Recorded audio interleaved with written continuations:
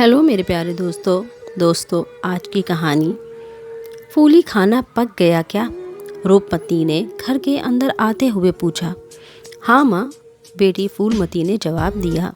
ये दोनों माँ बेटी एक अर्धनिर्मित मकान में रहती थीं।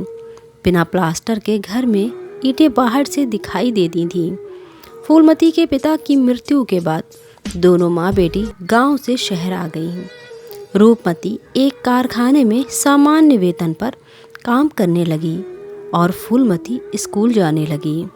कारखाने के बगल में खाली पड़ी सरकारी ज़मीन पर कई लोगों ने अपनी झोपड़ियां बना ली थीं। रूपमती ने भी किसी तरह जोड़ तोड़ कर 2 कमरों का एक घर बना लिया था। सर पर छत मिली तो उन्होंने घर पर कुछ सामान भी जमा कर लिया। प्रधानमंत्री की तरफ से उन्हें गैस चूल्हा भी मिल गया।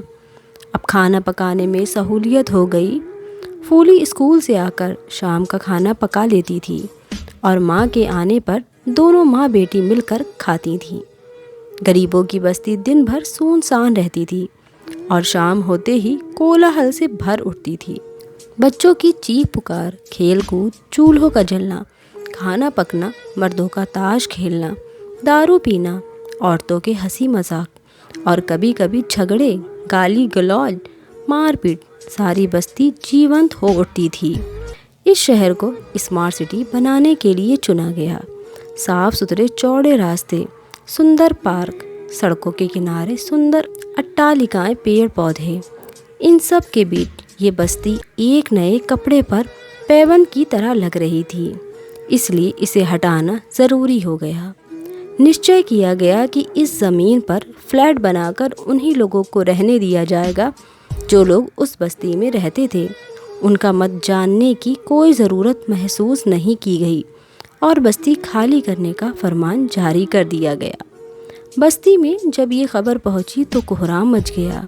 सभी ने मिलकर ये निर्णय लिया कि जान दे देंगे लेकिन बस्ती उजड़ने नहीं देंगे। निर्धारित तिथि को बुलडोज़र आकर खड़ा हो गया। उस दिन बस्ती का कोई व्यक्ति काम पर नहीं गया। आखिर उनके जीने मरने का सवाल जो था।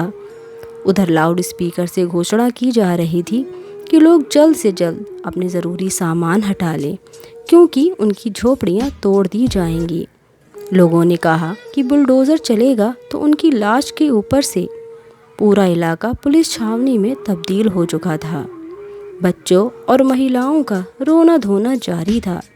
फूलमती और रूपमती भी इस आंदोलन में ज़ोर शोर से शामिल थीं। बुलडोज़र धीरे धीरे आगे बढ़ रहा था। माइक द्वारा लगातार चेतावनी दी जा रही थी। इधर लोग भी अपनी जिद पर अड़े थे। लेकिन सत्ता और लालच की इस पाशविक शक्ति के सामने ये गरीब कमज़ोर लोग कब तक टिकते। जब उन्हें ये ज्ञात हुआ कि उनकी बात नहीं मानी जाएगी तब उन्होंने रोते बिलखते हुए अपने कीमती सामान हटाने शुरू कर दिए। लेकिन फूलमती और रूपमती अपनी जिद पर अड़ी रहीं। वे अपनी झोपड़ी के अंदर घुस गईं। सोचा उनके रहते हुए उनके घर पर बुलडोज़र नहीं चलेगा, लेकिन बुलडोज़र चला। लोग चिल्लाते रहे कि अंदर माँ बेटी है, पर जब सिर पर शैतान सवार हो जाता है तब कोई बात कानों तक नहीं पहुँचती। वहाँ खड़े अधिकारी ने भी झोपड़ी तोड़ देने का आदेश दिया। झोपड़ी टूटने लगी तो किसी तरह गैस सिलेंडर फट पड़ा और आग लग गई। आग बुझाई भी ना जा सकी और दोनों माँ बेटी आग में जलकर मर गईं। इसे महज एक दुर्घटना मानकर केस बंद कर दिया गया।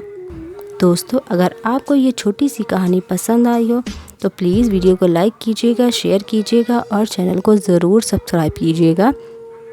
Thanks for watching.